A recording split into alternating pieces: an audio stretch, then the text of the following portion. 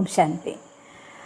സാഹചര്യങ്ങളും കാലഘട്ടങ്ങളും നമ്മുടെ എല്ലാവരുടെയും മനുഷ്യൻ്റെ മനസ്സിൽ ഒരുപാട് ഭയവും ടെൻഷനും നിറച്ചു വച്ചിരിക്കുന്ന ഒരു കാലഘട്ടത്തിലൂടെയാണ് കടന്നുപോയിക്കൊണ്ടിരിക്കുന്നത്.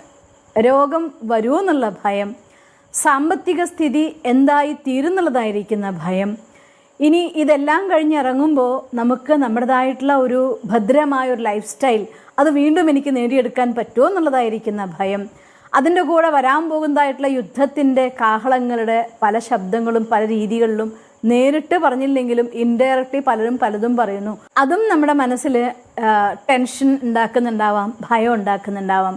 അങ്ങനെ നോക്കിയാൽ ഇപ്പം നമ്മൾ കടന്നു പോയിക്കൊണ്ടിരിക്കുന്ന അഥവാ ഈ കലിയുഗത്തിൻ്റെ ഈ കാലഘട്ടത്തിൽ തന്നെ മനുഷ്യന്മാർ ഏറ്റവും കൂടുതൽ വിഷമിക്കുന്നതായിരിക്കുന്ന ഒരവസ്ഥയാണ് ഭയം എന്ന് പറയുന്നത്.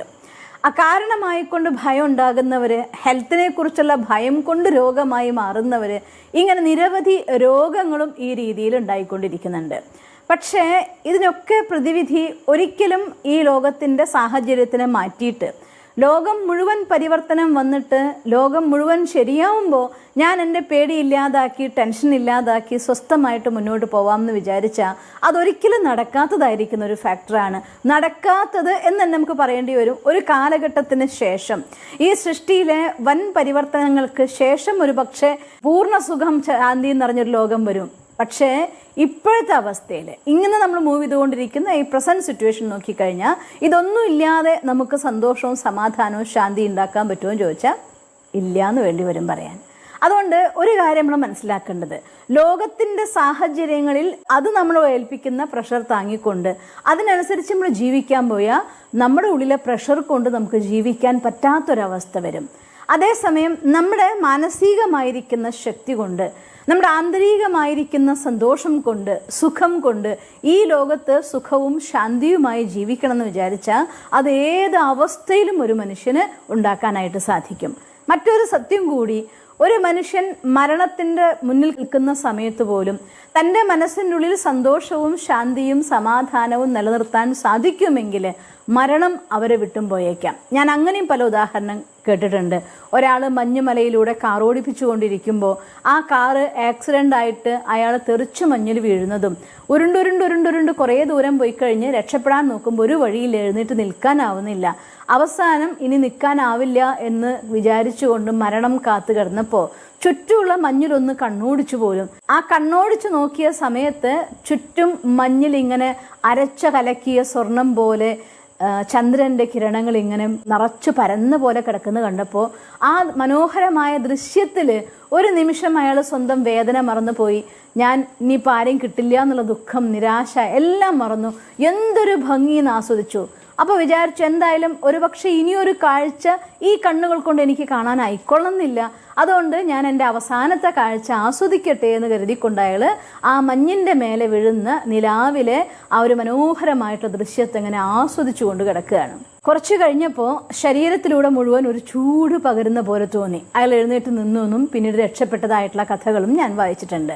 അപ്പോൾ ഒരു കാര്യം എനിക്ക് ബോധ്യമായി, ഒരു മനുഷ്യനെ സംബന്ധിച്ചിടത്തോളം സ്വന്തം മനസ്സിൽ നിന്ന് പോസിറ്റീവായിരിക്കുന്ന തോട്ട്സിൻ്റെ ശക്തി കൊണ്ടുവരാൻ സാധിക്കുമെങ്കിൽ മരണം മുന്നിൽ കാണുന്ന സമയത്ത് പോലും ഈശ്വരനോടുള്ളതായിട്ടുള്ള സമർപ്പണം കൊണ്ട് നമ്മുടെ ഉള്ളിൽ നിന്നുള്ളതായിരിക്കുന്ന ആനന്ദം കൊണ്ട് ശക്തമാവാൻ നമുക്ക് സാധിക്കുമെങ്കിൽ യാതൊരു സംശയവും വേണ്ട, ഈ കാലഘട്ടത്തിലും അതിനെ അതിജീവിച്ചുകൊണ്ട് സന്തോഷമായിട്ട് നമുക്ക് ജീവിക്കാൻ പറ്റും. അവസാന ശ്വാസം വരെ സന്തോഷമായിട്ട് ചിരിച്ചുകൊണ്ട് നമുക്കിന്ന് പോകാൻ പറ്റും. അതിനുവേണ്ടി കുറച്ച് കാര്യങ്ങൾ നമ്മുടെ ജീവിതത്തിൻ്റെ വ്രതമാക്കി നമ്മൾ മാറ്റണം, അഥവാ നമ്മുടെ ജീവിത ശൈലി അതാക്കി നമുക്ക് മാറ്റേണ്ടിയിരിക്കുന്നു. അതിൽ ഒന്നാമത്തെ കാര്യമാണ് live four A meaning full goal എന്ന് പറയുന്നത്. അർത്ഥവത്തായ ഒരു ലക്ഷ്യത്തിനു വേണ്ടി ജീവിക്കാൻ നമുക്ക് പറ്റണം. എല്ലാ മനുഷ്യന്മാരും ഈ ഭൂമിയിൽ വരുന്നുണ്ട്. അവരുടെ പരിശ്രമത്തിൻ്റെ ഫലമായിക്കൊള്ളതായിരിക്കുന്ന സമ്പത്താണെങ്കിലും സംബന്ധങ്ങളാണെങ്കിലും അതല്ല മറ്റെന്തെങ്കിലും സ്ഥാനമാനങ്ങളുടെയും ഒക്കെ സുഖം എല്ലാവരും അനുഭവിക്കുന്നുണ്ടാവും. പക്ഷേ ഒരാളെ സംബന്ധിച്ചിടത്തോളം ഒരു ഹയസ്റ്റ് ആയിരിക്കുന്ന എയിം ഉണ്ടെങ്കിൽ ആ ലക്ഷ്യത്തിലേക്കുള്ള യാത്ര പോകുന്ന സമയത്ത് ഇതെല്ലാം കൊച്ചു കൊച്ചു കാര്യങ്ങളാണെന്ന് തോന്നിയും ആ വലിയ ലക്ഷ്യം നമുക്ക് ഒരുപാട് സുഖം തരും. ഒരു ഉദാഹരണം പറയുകയാണെങ്കിൽ, പരീക്ഷയ്ക്ക് പഠിക്കാൻ വേണ്ടി ഒരു ഹയർ ആയിട്ടുള്ള പോസ്റ്റിന് വേണ്ടി ഒരു ടെസ്റ്റ് എഴുതുന്ന കുട്ടി അല്ലെങ്കിൽ ഹയർ ആയിട്ടുള്ള ഒരു പരീക്ഷ എഴുതുന്ന കുട്ടി, ആ കുട്ടിയെ സംബന്ധിച്ചിടത്തോളം ഉറങ്ങി സുഖിക്കുക എന്നുള്ളത് എല്ലാവരും ചെയ്യുന്ന കാര്യമാണ്. ഉറക്കം ത്യജിച്ചു പഠിക്കുക എന്നുള്ളത് ആ കുട്ടി ചെയ്യുന്ന കാര്യമായിരിക്കും. ആ പഠിക്കുമ്പോഴായിരിക്കും ആ വിദ്യാർത്ഥിയെ സംബന്ധിച്ചിടത്തോളം ഏറ്റവും കൂടുതൽ സന്തോഷം കിട്ടുന്നത്. എല്ലാവരും ചിരിച്ചും കളിച്ചും ആനന്ദിച്ചും പോകുമ്പോൾ തൻ്റെ ലെസൺസ് എല്ലാം പെർഫെക്റ്റായി പഠിക്കുന്നതിൽ ആനന്ദിക്കുന്നവരാണ് ജീവിതത്തിൽ വലിയ ലക്ഷ്യങ്ങൾ നേടുന്നത്. ഒരു കൊച്ചു ഉദാഹരണം നോക്കിക്കഴിഞ്ഞാൽ, ഒരു മകളുടെയോ മകൻ്റെയോ കല്യാണ ദിവസം വന്നു കഴിഞ്ഞാൽ അന്നത്തെ ദിവസം അച്ഛനും അമ്മയ്ക്ക് ആഹാരം ഇറങ്ങിയോ എന്ന് ചോദിച്ചാൽ ചിലപ്പോൾ കഴിച്ചിട്ട് കൂടി ഉണ്ടാവില്ല. പക്ഷേ ക്ഷീണം പോലും അവരെ ബാധിക്കില്ല. കാരണം അവരുടെ ജീവിതത്തിൽ അവർ കരുതി വെച്ച വലിയൊരു ലക്ഷ്യത്തെ നേടിയെടുക്കുന്നതായിരിക്കുന്ന സന്തോഷവും ആനന്ദമൊക്കെ ആയിരിക്കും ആ സമയത്ത് അവരെ ഭരിക്കുന്നുണ്ടാവുക. അപ്പോൾ ആനന്ദത്തിൻ്റെ മുന്നിൽ വിശപ്പില്ല, ദാഹമില്ല, ഒന്നുമില്ല. അല്പകാലത്തേക്കുള്ള അല്പമായിരിക്കുന്ന ലക്ഷ്യങ്ങൾ തൊട്ട് വലിയ വലിയ ലക്ഷ്യങ്ങൾ നേടുന്നവരെ നോക്കിയാൽ ആ ലക്ഷ്യത്തിലേക്കുള്ളതായിരിക്കുന്ന യാത്രയിൽ ഇടയ്ക്ക് വെച്ച് അസുഖം വന്നാൽ അതിനും മൈൻഡ് ചെയ്യാണ്ട് പോവും. അതും നമ്മുടെ ഉത്സാഹത്തിനെ കുറയ്ക്കാനാവില്ല. അതല്ലെങ്കിൽ മറ്റേതെങ്കിലും തടസ്സങ്ങൾ വന്നാൽ ഒരു നിമിഷം വേണമെങ്കിൽ ഒന്ന് പോസ് ആവുമായിരിക്കും. അടുത്ത നിമിഷം ആ ലക്ഷ്യത്തിലേക്ക് എന്താണ് വേണ്ടതെന്ന് പോയിട്ട് മുന്നോട്ട് പോകാനുള്ള ശക്തി നമുക്ക് കിട്ടും. അതിനുള്ള ആവശ്യമായിരിക്കുന്ന ഘടകം എന്താണെന്ന് ചോദിച്ചാൽ ഒരേ ഒരു കാര്യം മാത്രമാണ്. നിങ്ങളുടെ ജീവിതത്തിലെ ലക്ഷ്യം അതൊരു വലിയ ലക്ഷ്യമായിരിക്കണം.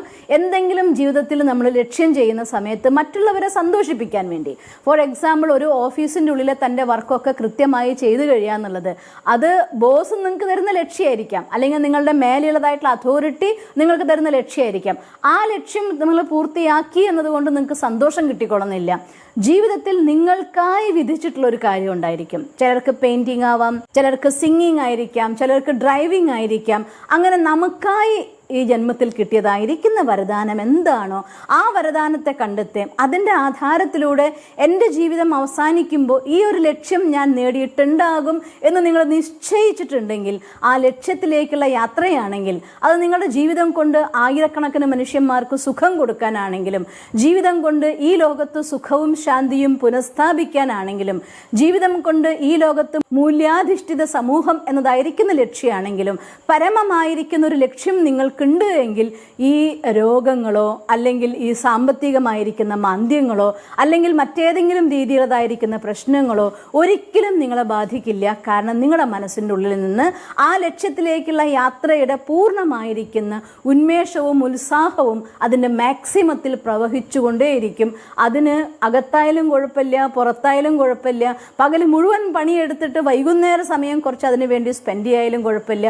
നിർബന്ധമായും അങ്ങനൊരു ലക്ഷ്യം നിങ്ങൾക്കുണ്ട് എങ്കിൽ അതിനുവേണ്ടി സമയം നമ്മൾ കണ്ടെത്തിയിരിക്കും. ഞാനൊരു പാട്ട് ഓർമ്മിക്കും, ബ്രഹ്മകുമാരീസിലെ 7:30 ട്രാഫിക് കൺട്രോൾ വെക്കുന്ന പാട്ടാണ്, ജഹാ ഹമാര മനു ഹോഗ വഹാ ഹമാര തനു ഹോഗ എന്ന്.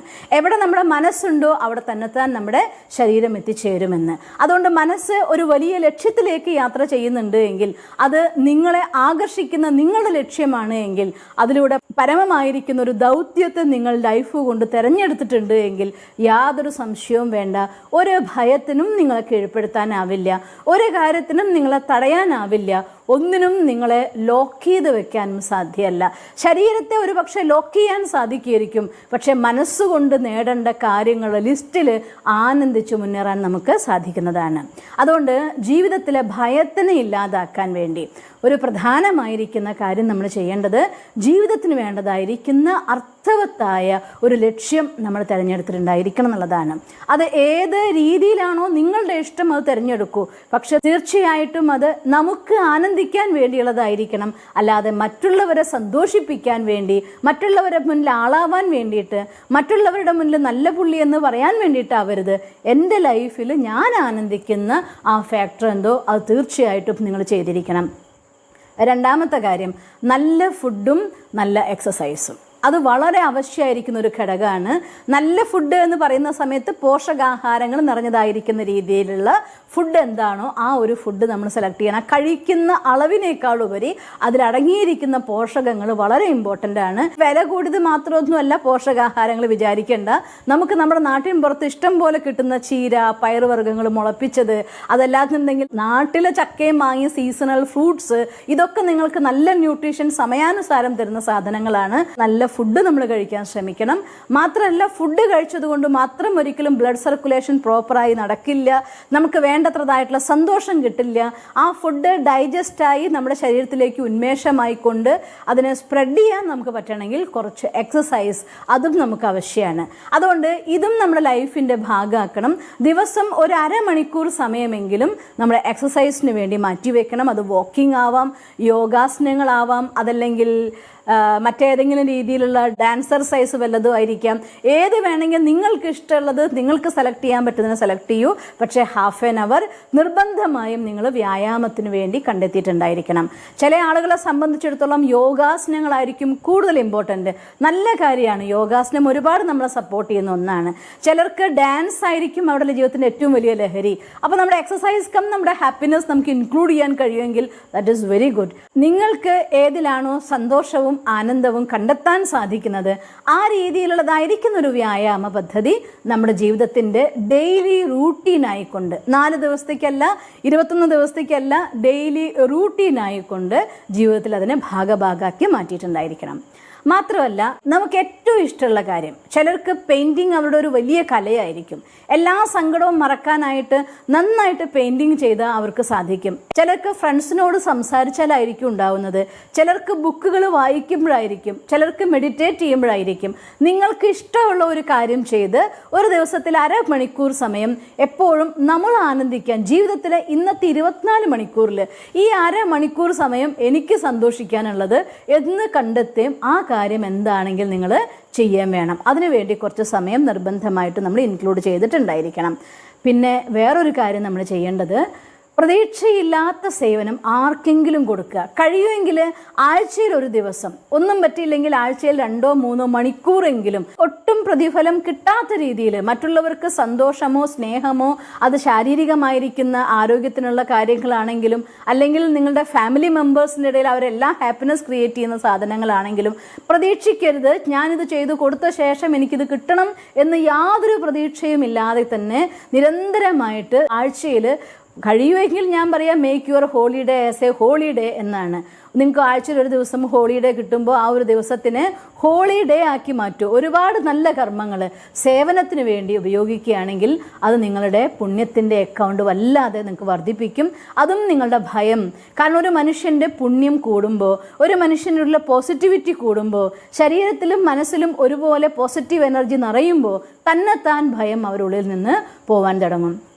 പിന്നെ മൂന്നാമത്തെ, ഭയത്തെ മാനേജ് ചെയ്യാനും നമുക്ക് പഠിക്കണം.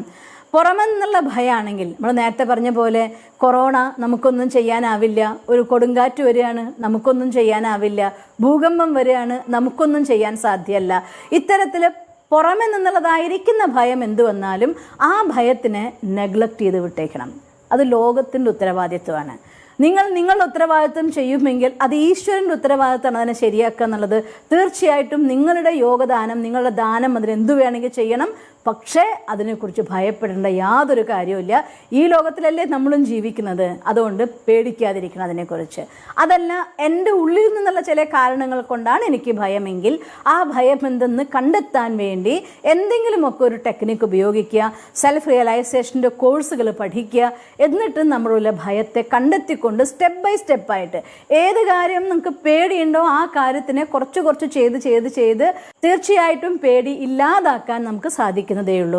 അത് പബ്ലിക് സ്പീച്ച് ആവട്ടെ, അല്ലെങ്കിൽ ഒരാളോട് സംസാരിക്കുന്നതാവട്ടെ, 4-5 ആൾ കൂടുന്നിടത്ത് സംസാരിക്കുന്നതാവട്ടെ, അതല്ല ഡ്രൈവിംഗ് ആയിക്കോട്ടെ, ഇങ്ങനെ ഏത് കലയാണോ ഏത് കാര്യമാണോ നിങ്ങൾക്ക് ഭയം കൊണ്ട് ചെയ്യാൻ സാധിക്കാത്തത് ആ കാര്യം ചെയ്യാൻ വേണ്ടി ഒരു ദിവസം ഒരു 10 മിനിറ്റ് 15 മിനിറ്റ് സമയം അതിനുവേണ്ടി മാറ്റിവെക്കുക. നിരന്തരമായി ചെയ്ത് അതെനിക്ക് സാധിക്കും എന്നൊരു കോൺഫിഡൻസ് നമ്മളുള്ളിൽ വരുമ്പോൾ നമുക്ക് ആ ഭയത്തിനെ അതിജീവിക്കാനായിട്ട് സാധിക്കും.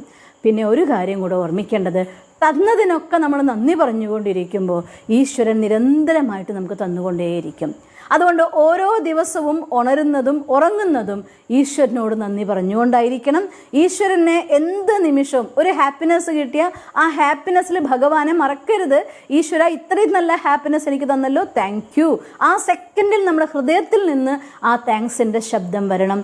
കുറച്ച് സമയം മെഡിറ്റേറ്റ് ചെയ്യാൻ വേണ്ടി നിർബന്ധമായിട്ടും കണ്ടെത്തണം. ഇത്രയും കാര്യങ്ങൾ നിങ്ങളുടെ ലൈഫിൽ നിങ്ങൾക്ക് പ്രാക്ടിക്കലാക്കാൻ പറ്റിയാൽ യാതൊരു സംശയവും വേണ്ട, ഭയം നിങ്ങൾക്ക് എത്ര കൂടുതലുണ്ടെങ്കിലും, ഭയം കൊണ്ട് രോഗങ്ങൾ നിങ്ങൾക്കൊന്നും ഉണ്ടാവുന്നുണ്ടെങ്കിലും, ഭയം കൊണ്ട് ടെൻഷൻ കൊണ്ട് ഡിപ്രഷനിലേക്ക് നിങ്ങൾ പോകുന്നുണ്ടെങ്കിലും, ഈ കാര്യങ്ങൾ ജീവിതത്തിൻ്റെ സ്റ്റെപ്പ് ബൈ സ്റ്റെപ്പായിട്ട് പതുക്കെ പതുക്കെ നിങ്ങളുടെ ലൈഫിൽ കൊണ്ടുവന്ന് നോക്കൂ. നിങ്ങളൊരു പെർഫെക്റ്റ് പേഴ്സണാലിറ്റി ആയിട്ട് നിങ്ങൾക്ക് മാറാൻ സാധിക്കും. നിങ്ങൾക്കങ്ങനെ സാധിക്കട്ടെ എന്ന് ഞാൻ ഈശ്വരനോട് പ്രാർത്ഥിക്കുന്നു. ഓം ശാന്തി. ദിവസം തോറും ജീവിത വിജയങ്ങൾക്ക് വെളിച്ചം വീശുന്ന പുത്തൻ വീഡിയോകൾക്കായി ഞങ്ങളുടെ യൂട്യൂബ് ചാനൽ സബ്സ്ക്രൈബ് ചെയ്യൂ. നോട്ടിഫിക്കേഷൻ ലഭിക്കുന്നതിനായി ബെല്ലൈക്കൺ ക്ലിക്ക് ചെയ്യൂ. ഒപ്പം ഞങ്ങളുടെ ഫേസ്ബുക്ക്, ട്വിറ്റർ, ഇൻസ്റ്റാഗ്രാം പേജുകൾ ഫോളോ ചെയ്യൂ. നന്ദി.